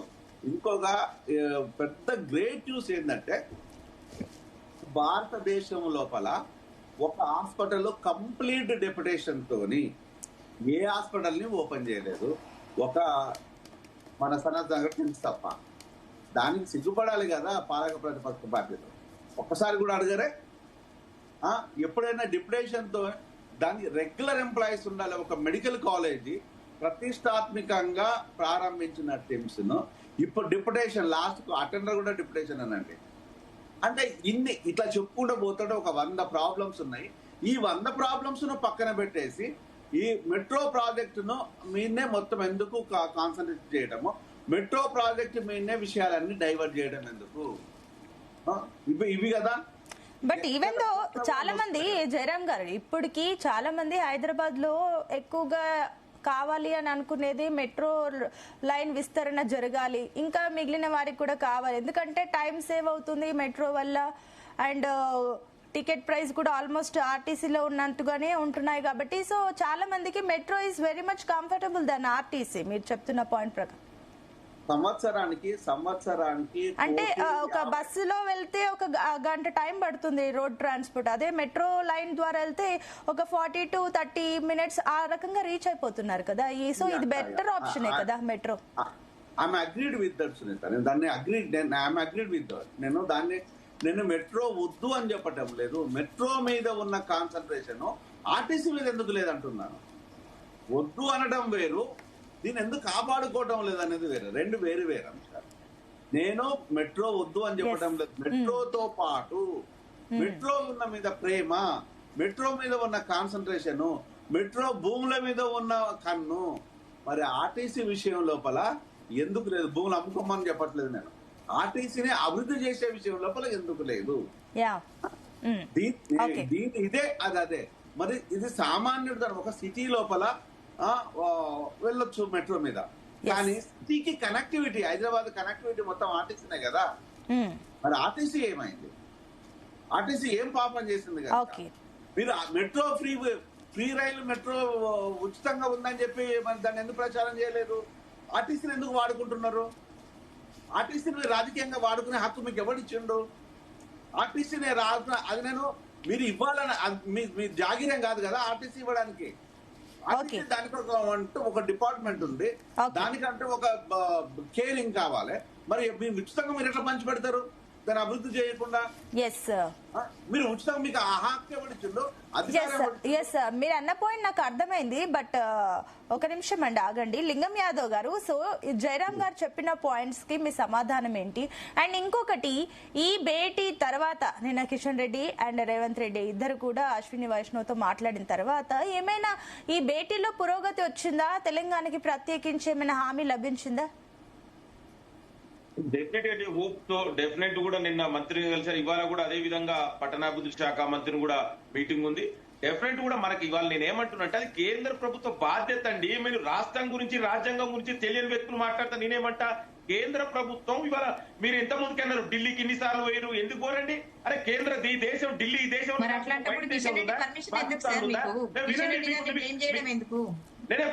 వినండి. మీ కాన్స్టిట్యూషన్ తెలియకపోతే నేనేం తెలియదు. ఆర్టికల్ 3 చదువుకోండి. ఇప్పుడు అక్కడ బ్లేమ్ ఏం చేసిండ్రు? ఆపే పరిస్థితి ఉంటుందా సార్? మీకు తెలియదా ఆ విషయం? డిపిఆర్ ప్రాపర్ గా సబ్మిట్ చేయాలన్న సంగతి తెలియదా? ఆర్టీసీ మీ పరిధిలోనే ఉంటది. సమాధానం చెప్పండి. ఆర్టీసీపోతున్నారు. ఆర్టీసీని మీరు ఇచ్చిన హామీ. ఒక నిమిషం సమత గారు, ఒక నిమిషం చెప్పండి. లింగం యాదవ్ గారు, బహుశా సమత గారికి బహుశా బీజేపీ నాయకులు తెలుసో లేదో డిపిఆర్ ఎప్పుడు సబ్మిట్ చేసాం ఒకసారి మీరు కైండ్లీ నోట్ అండి. నేను చెప్తా డేట్ తో సహా. మీకు బీపీఆర్ తెలియదు కదా, మీకు బీజేపీ నాయకులు బహుశా ఇన్ఫర్మేషన్ తెలియదేమో. వాట్సాప్ యూనివర్సిటీలో చదువుకొని వచ్చే యూనివర్సిటీలో నవంబర్ 4న 2024 మొదటి డిపిఆర్ సబ్మిట్ చేసాం. 20 జూన్ 2025 సెకండ్ డిపిఆర్ సబ్మిట్ చేశాం. అదే విధంగా మే 4న ఇవాళ థర్డ్ డిపిఆర్ సబ్మిట్ చేశాం. కావాలంటే మీరు మీ మంత్రి దగ్గర పోయి ఇన్ఫర్మేషన్ తెచ్చుకోండి. సబ్మిట్ చేయాల్సిన అవసరం ఉండదు.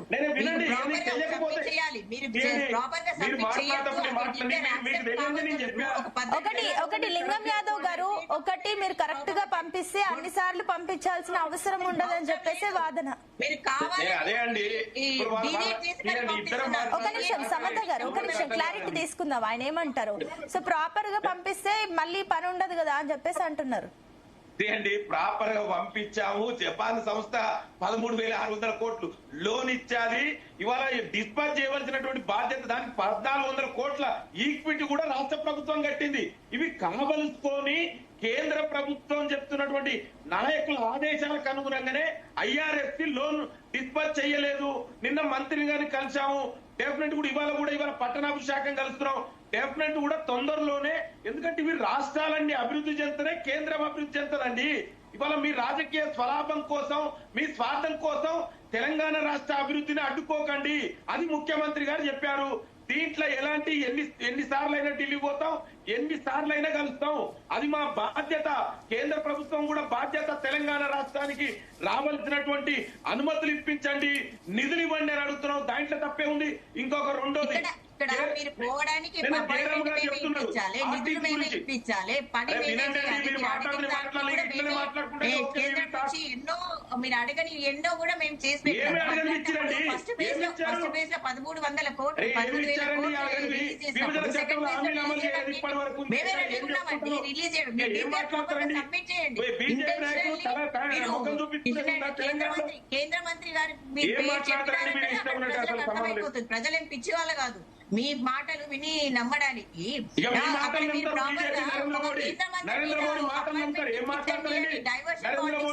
అర్థమవుతుంది. మీరు చేసేది ఏంటి? ఒకవేళ నిజంగా చిత్తశుద్ధి ఉంటే ప్రాపర్ గా సబ్మిట్ చేస్తే ఈ పార్టీకి ఎప్పుడో శాంక్షన్ అయిపోయేది. దానికోసం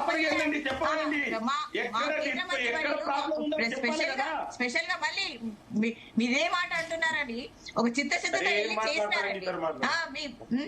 మీరు సబ్మిట్ చేయక ఇప్పుడు ఆర్టీసీ అయితే మీ చేతిలో ఉంది కదా, ఆర్టీసీ ఎందుకు చేయట్లేదు చెప్పండి. మీరు ఆర్టీసీ ఒక్క నిమిషం సమత గారు, ఒక్క నిమిషం ప్లీజ్ కంక్లూడ్ యువర్ పాయింట్ అండి. లింగం యాదవ్ గారు మీ పాయింట్ కంక్లూడ్ చేయండి. చెప్పండి లింగం యాదవ్ గారు. డిబేట్ మాట్లాడుతుంటే తెలిసి తెలియక నువ్వు తీసుకొస్తే ఎట్లండి? You should know first other మాట్లాడేటప్పుడు వినండి. ఇష్టం ఉన్నది మాట్లాడితే ఏంటండి? ఒక్క నిమిషం రేపు వినండి, వాళ్ళిద్దరు ఆపండి. ఆర్టీసీని జయరాం గారు బీజేపీ నాయకులు ప్రశ్నిస్తారు.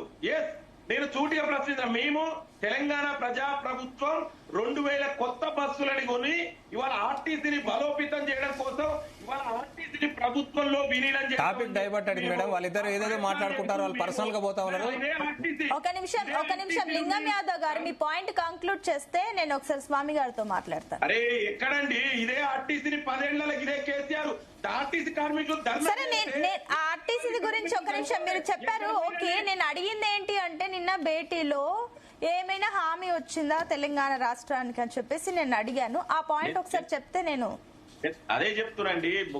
ముఖ్యమంత్రి గారు మంత్రులు కలిశారు, వైష్ణవి గారిని డెఫినెట్ కూడా ఇవాళ కూడా కట్టర్ గారిని కలుస్తున్నారు. తొందరలోనే డెఫినెట్ కూడా ఇవాళ మనకు ఆఫ్టర్నూన్ వరకు డెఫినెట్ కూడా ఒక పాజిటివ్ సంకేతం వస్తుందని మనకు హోప్ ఉంది, ఆశాభావం ఉంది. ఎందుకంటే కేంద్రం తన బాధ్యత నెరవేరుస్తుంది, తెలంగాణ హక్కులని కాలరాయదు, తెలంగాణ సపోర్ట్ చేస్తేనే నమ్మకం విశ్వాసం ఉంది. Let's see, hope for the best. ఇంకొకటి వీళ్ళు ఆర్టీసీ గురించి మాట్లాడుతున్నారు. ఇవాళ ఇదే బీఆర్ఎస్ నాయకులు ఆనాడు ఆర్టీసీ కార్మికులు ధర్నా చేస్తే 50 మంది కార్మికులు చనిపోతే కేసీఆర్ ఎక్కడ పోయిందండి?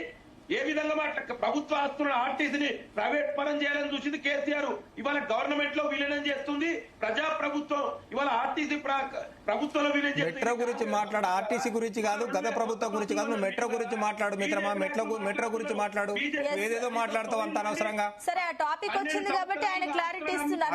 50 మంది చనిపోలేదు, అనవసరం ముచ్చటది. దాని క్లారిటీ మీరు ఇద్దరు. ఒక్క నిమిషం సమత గారు, ఒక నిమిషం లింగం యాదవ్ గారు, ఒక్క నిమిషం ఆగండి. లింగం యాదవ్ గారు, లింగం యాదవ్ గారు, నేను అడిగిన పాయింట్ వదిలేసి మీరు ఆర్టీసీ కార్మికుల గురించి మాట్లాడుతున్నారు. నేను ఏం జరిగింది భేటీలో, ఏం మాట్లాడారని చెప్పేసి నేను అడుగుతుంటే మీరు ఆర్టీసీ గురించి నేను మీరు టైం ఇచ్చాను, మీరు అదే పాయింట్ మళ్ళీ రేజ్ చేస్తున్నారు. ఒక నిమిషం ఆగండి సమత గారు, ఒక నిమిషం. లింగం యాదవ్ గారు, please I'm requesting you, please wait. Samatha గారు ఏం మాట్లాడారు నిన్న? ఏమైనా పాజిటివ్ గా రెస్పాన్స్ వచ్చిందా? అండ్ ఇంకోటి, భవిష్యత్తులో కూడా నిన్న ఏదైతే కిషన్ రెడ్డి నుంచి కాస్త పాజిటివ్ గా వాట్ ఎవర్, ఒకరు మెట్టు దిగారా ఒకరు ఎక్కారా అని పక్కన పెడితే ఇదే టైప్ ఆఫ్ ఎంకరేజ్మెంట్ కానీ సపోర్ట్ కానీ తెలంగాణ రాష్ట్రానికి సంబంధించి కేంద్ర మంత్రులు అటు వాట్ ఎవర్ బండి సంజయ్ గానీ కిషన్ రెడ్డి గానీ ఇంకా మిగిలిన ఎంపీలు ఎవరైనా సరే వీళ్ళ సపోర్ట్ ఉంటుందా అని చెప్పేసి ఒక క్వశ్చన్ చెప్పండి. 100% అండి. ఇప్పుడు ఒక నిమిషం లింగం యాదవ్ గారు, సమయం తక్కువ ఉంది. సమత గారు ప్లీజ్ మీ పాయింట్ కంక్లూడ్ చేయండి. నేను లాస్ట్ ఫైనల్ గా నేను మీ దగ్గర కంక్లూజన్ ఫైనల్ గా లింగం యాదవ్ గారు ఫైనల్ గా నేను మీతో కంక్లూజన్ తీసుకుంటాను. ఒక్క నిమిషం, ఎందుకంటే మీరు మాట్లాడుతున్నప్పుడు ఇంటర్ఫియర్ అవుతున్నారు, ఎందుకు ఆర్టీసీ గురించి వచ్చినప్పుడే ఇంటర్ఫియర్ అవుతున్నారు. ఒక నిమిషం మీరు ఆగితే లాస్ట్ ఫైనల్ గా మీతో కంక్లూజన్ తీసుకుంటాను, అప్పుడు క్లారిటీ అందరికి వస్తుంది. ఒక్క నిమిషం సమత గారు చెప్పండి. తప్పకుండా ఒక చిత్తశుద్ధితో ఈ ప్రాబ్లం కి సొల్యూషన్ తీసుకునేందుకు రెడీగా ఉందండి మన మినిస్టర్. కేంద్ర మంత్రి వర్యులు కూడా దీనికి అందరూ కూడా సహకరించేందుకు రెడీగా ఉన్నాం. మన రాష్ట్రానికి హితవు కోసం ఏం చేయాలో బీజేపీ నాయకులు, ప్రభుత్వం గాని అంతే కూడా మా మంత్రులు గాని ఎన్ని వేళలా రెడీగా ఉన్నామండి. మనం చేయాల్సింది ఒకటి, మీ మీద బ్లేమ్, మా మీద మీరు బ్లేమ్ చేసుకోవడం కాదు. మన రాష్ట్రానికి ఏది హితవు అవుతుందో అది కలిసికట్టుగా వెళ్ళాలనే నినాదంతో దానికి ఒక బెస్ట్ ఎగ్జాంపుల్ నిన్నటి మీటింగ్ అండి. మీరు ఎన్ని మాటలు మా యొక్క బాధ్యతగా మేము సీఎం గారితో వెళ్ళి మా కేంద్ర మంత్రి వర్యులు మనకు రాష్ట్రానికి రావాల్సిన అడిగి మరి చేయడానికి అశ్విని వైష్ణవ్ గారిని సంప్రదించారు. అది సక్సెస్ఫుల్ గా అవుతుందని మేము కూడా ఎక్స్పెక్ట్ చేస్తున్నాం. సక్సెస్ఫుల్ అయ్యేటట్టు కూడా మేము మా పరంగా ఎటువంటి హెల్ప్ కావాలన్నా ఏం కావాలన్నా చేయడానికి రెడీ ఉన్నాం. ఇక్కడ కేవలం రాష్ట్ర ప్రజల యొక్క హితవు మాత్రమే మాకు సంబంధం అండి. మాకు కావాల్సింది కాంగ్రెస్ గవర్నమెంట్, ఇంకో గవర్నమెంట్, ఏ గవర్నమెంట్ ఉన్నా కూడా సెంట్రల్ గవర్నమెంట్ నుంచి మేము 100% సహకరిస్తాము. 100% మేము చేయాల్సింది ఏమన్నా ఉంటే చేస్తాము, ముందుకు వస్తాము. కాకపోతే డైవర్షన్ పాలిటిక్స్ కాకుండా మన రాష్ట్ర ప్రభుత్వం కూడా తన రాష్ట్ర ప్రజలకు చేయాల్సిన వాటిలో చిత్తశుద్ధితో పనిచేయాలని ఈ వేదికగా అన్నగారిని కాంగ్రెస్ గవర్నమెంట్ ని కోరుకుంటున్నామండి. స్వామి గారు, సో ఫైనల్ గా మీరేం చెప్పాలనుకుంటున్నారు? ఇద్దరు ఉన్నారు కాబట్టి బీజేపీ నుంచి కాంగ్రెస్ నుంచి, వారికి ఏం చెప్పాలనుకుంటున్నారు? నిన్న భేటీలో ఏం జరిగిందో కిషన్ రెడ్డి గారు చెప్పాలా, వారి శాంక్షన్ చేపిస్తానని చెప్పారా, చేయించనని చెప్పారా, చేయిస్తున్నారా లేదా కిషన్ రెడ్డి గారు చెప్పాల్సిన అవసరం ఉన్నది.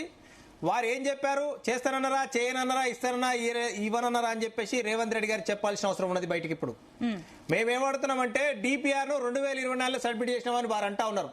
ఇలా 2026 వచ్చేసింది, జూన్ అయిపోతుంది. ఇప్పటికీ ఒక్కసారి కూడా ప్రధానమంత్రి దగ్గరికి ఎందుకు పోయి అడగలేదు. ఇప్పటికి 70 సార్లు పోయిండు. కిషన్ రెడ్డి లేకుండా, కిషన్ రెడ్డి ఉన్నా కూడా ఢిల్లీకి చాలా సార్లు పోయిండు. ప్రధానమంత్రి కలిసిండు, కేంద్ర మంత్రులు కలిసిండు. కలవద్దు అంటలేం, కలవాలి, కలిసిరు. కానీ ఎందుకు దాని ముందుకు పోలే, పురోగతి లేదు ఈ ప్రాజెక్ట్ లో. రెండోది, పార్లమెంట్ లో వీళ్ళకి 8 మంది ఎంపీలు ఉన్నారు, వాళ్లకు 8 మంది ఎంపీలు. ఒక్కరోజు కూడా పార్లమెంట్ లో ఈ మెట్రోకు సంబంధించిన విషయాన్ని ప్రస్తావించిరా, మాట్లాడించిండా ముఖ్యమంత్రి గారు. మూడో విషయము, అపోజిషన్ లీడర్ రాహుల్ గాంధీ గారితో ఎప్పుడైనా మాట్లాడిచ్చాడా ఈ అంశాన్ని, మెట్రోకు సంబంధించిన విషయాన్ని? మోడీ గారు శాంక్షన్ చేయట్లేరు, కిషన్ రెడ్డి గారు ఇంకోరు గారు అడ్డుకుంటా ఉన్నారని పార్లమెంట్ లో మాట్లాడిచ్చాడా? లేదు. అంటే వీరిద్దరు, కిషన్ రెడ్డి గారు వీరిద్దరుగా లోపాయికారి ఒప్పందంతో, కుమ్మక్కుతో రాజకీయాలు మీ మీద మేము ఆరోపణలు చేస్తాం, మీరు సమాధానాలు, మన ఇద్దరి మధ్య రాజకీయం వారు మాటలలో జరగాలి కానీ చేతులలో జరగకూడదు. అన్ని ఉత్తర కుమార మాటలు మాట్లాడుతూ ఉంటాడు రేవంత్ రెడ్డి గారు, ఉద్దర మాటలు మాట్లాడుతూ ఉంటారు. పేరుకు గొప్పగా నేను రాష్ట్ర రాగానే విలీనం చేస్తారు, మెట్రోను ఆర్టీసీని ఇలా కలుపుతారన్నాడు. ఇప్పటికి 3 సంవత్సరాల దగ్గరికి వస్తా ఉన్నది. ఎందుకు కలపలేకపోయిందని అడుగుతా ఉన్నా. ఎందుకు కలపలేదు? మీరు అలా పెట్టిరు హామీలు, మీ యొక్క 420 హామీలు పెట్టిరు కదా, అలా పెట్టి మెన్షన్ చేసిరుగా, మేము ఇలా కలుపుతామని ఎందుకు కలపలేకపోయారు? 6 గ్యారెంటీలు ఎందుకు ఇయ్యలేకపోయారు? కేసీఆర్ గారిని కాదనే మిమ్మల్ని సెలెక్ట్ చేసుకున్నారు కదా ప్రజలు. మళ్ళీ కేసీఆర్ గారి గురించి ఎందుకు? మళ్ళా కేసీఆర్ గారు రాయదుర్గం నుంచి వెళ్ళి శంషాబాద్కు 6,250 కోట్ల రూపాయలు మంజూరు చేసి మెట్రోను అక్కడ దాకా పొడిగిస్తామని మీరు వచ్చి రద్దు చేసిర్రు. రద్దు చేస్తే ఆల్టర్నేటివ్ ఇప్పటికి 3 సంవత్సరాల్లో ఏర్పాటు చేయాలి కదా, ఎందుకు చేయలేకపోయారు? లోన్ ఎందుకు తేలేకపోతా ఉన్నారు? ఇట్లా జాతీయ స్థాయి, అంతర్జాతీయ స్థాయి సంస్థలైనటువంటి పెట్టుబడిదారులను ఇలాంటి సంస్థను వెళ్ళగొడితే రేపు ఇంకో సంస్థ ఇక్కడికి వస్తుందా? దాని మీద సమాధానం చెప్పరు. వేరు సమాధానం చెప్పకుండా, వారు సమాధానం చెప్పకుండా ఈ ప్రజలను వినండి ప్రజలను భ్రమలో పెట్టి, ప్రజలను మీరు మభ్యమయాలు పెట్టి రెచ్చగొట్టే ప్రయత్నం చేస్తా ఉన్నారు తప్ప మీకు ప్రజల మీద చిత్తశుద్ధి లేదు. మీ దగ్గర రూపాయి లేదు. రాష్ట్ర ప్రభుత్వం నడపలేకపోతా ఉన్నాడు. అసమర్థ ముఖ్యమంత్రి, చాతగాని ముఖ్యమంత్రి, చేవలేని ముఖ్యమంత్రి, దద్దమ్మ ముఖ్యమంత్రి. ఇంకేదైనా ఉందంటే అవన్నీ రేవంత్ రెడ్డి నిజంగా ఆయన నిరూపించుకోవాలంటే ఏ ఒక్క ప్రాజెక్ట్ అయినా ఇంకా 2 సంవత్సరాలు కట్టి చూపించాలా. మెట్రోని ఎట్లా నడుపుతాడు, ఫస్ట్ ఫేజ్ ఎట్లా నడుపుతాడు, ఆ లోన్ రాకపోతే చెప్పాలి. మన ఛాలెంజ్ చేసిండు, సాయంత్రం వరకు లోన్ తెస్తాని, తేలేకపోయిండు. అమరణ దినానికి చేస్తాడా, తన పదవికి రాజీనామా చేస్తాడా చెప్పాలా ముఖ్యమంత్రి గారు. చెప్పకుండా ప్రజలను మాయమే చేసి టేక్ ఓవర్ పేరుతో వారి బినామీలకు ఆ యొక్క సంస్థలు మెట్రో మాల్స్ అన్ని కూడా కట్టబెట్టే ప్రయత్నం చేస్తా ఉండని చెప్పేసి మేము చెప్తా ఉన్నాం. ఇది కాదు అని నిరూపించుకోవాలని చెప్పేసి కాంగ్రెస్ పార్టీకి లింగం యాదవ్ గారు 40 సెకండ్స్ అండి, మీ పాయింట్ కంక్లూడ్ చేయండి. ఒకటి, ఆయన అన్నట్లుగా 2 years లో ఏమైనా కంప్లీట్ అవుతుందా ఏంటి, ఇంకెంత సమయం పట్టాలి, దాని గురించి ఒకసారి చెప్పండి. సమత గారు 1 నిమిషం. లింగం యాదవ్ గారు కనీసం మాట్లాడితే సోయల్ నుండి మాట్లాడితే బాగుంది. మాకు సోయి లేదు, మీకు లేదు, మీ పార్టీకి లేదు, ముఖ్యమంత్రికి లేదు. సోయికి మాట్లాడుతూ 1 నిమిషం ఆగండి. చెప్పండి 1 నిమిషం. లింగం యాదవ్ గారు, మీరు పర్సనల్ అటాకింగ్ పక్కన పెట్టేసి నేను అడిగిన దానికి జవాబు చెప్పండి. సమయం తక్కువ ఉంది. నేను ఏం అడిగాను, ఇంకెంత సమయం పడుతుంది, మీకు ఎంత టైం కావాలి ఇది కంప్లీట్ చేయడానికి నేను అడిగాను. నేను ఫస్ట్ వినండి. ప్రైవేట్ వ్యక్తి నుంచి ప్రభుత్వం సాధనం చేసుకుంటే నీకు వచ్చే నష్టం ఏంది? నువ్వు ఎందుకు బాధపడుతున్నావు? అంటే ప్రభుత్వం సాధనం చేసుకోవద్దా కేసీఆర్ లెక్క? ఆ పాయింట్ ఒకటి, ఆమె ఇచ్చిన హామీల ఫస్ట్ గురించి మాట్లాడండి, హామీల అమలు గురించి మాట్లాడండి. ఆర్టీసీని విలీనం చేస్తున్నారు, దాని గురించి మాట్లాడండి. మెట్రో నష్టాలు ఉన్నది, మెట్రో నష్టాలు. 1 నిమిషం ఆగండి. లింగం యాదవ్ గారు, నేను మీకు మళ్ళీ సెకండ్ టైం అడుగుతున్నాను, ఏంటి ఇంకెంత టైం కావాలి, ఇది ఎంత టైంలో కంప్లీట్ అవ్వబోతుంది, దాని గురించి ఒకసారి క్లారిటీ ఇవ్వండి. డెఫినెట్ గా అండి, దాని తొందరగా కంప్లీట్ చేయాలి. దాని గురించే కదా ముఖ్యమంత్రి గారు ఢిల్లీకి వెళ్లి మంత్రులు కలిసి ప్రధానమంత్రి మీద, మంత్రుల మీద ఒత్తిడి తీసుకొచ్చి గతంలో 2వ స్థానంలో ఉన్నటువంటి హైదరాబాద్ మెట్రో ఇవాళ 9వ స్థానానికి వచ్చింది. దీనికి కారణం కేసీఆర్ 10 ఏళ్ల కాదు, మీరే కారణం, మేం కాదు. మేము కంప్లీట్ చేస్తాం, మీరే కారణం. రైట్. సమత గారు చెప్పండి, ఏంటి మీ పాయింట్? తెలంగాణ ఏం మెట్రో లేదండి, అపాయింట్మెంట్ మేమే ఇప్పించాలి, శాంక్షన్లు మేమే చేపించాలి. వీళ్ళు ప్రాపర్ గా ఏవి సబ్మిట్ చేయకుండా కూడా శాంక్షన్లు మేమే చేపించాలి. సబ్మిట్ చేయలేదని ఏంది? ఏం చెప్తారు? సరే వాట్ ఎవర్ మీరు అన్నారు కదా, కేంద్రం నుంచి సహకారం ఉంటుంది, కేంద్ర మంత్రుల నుంచి కూడా 100% సహకారం ఉంటుంది అన్నారు కదా. So we are expecting same that from you.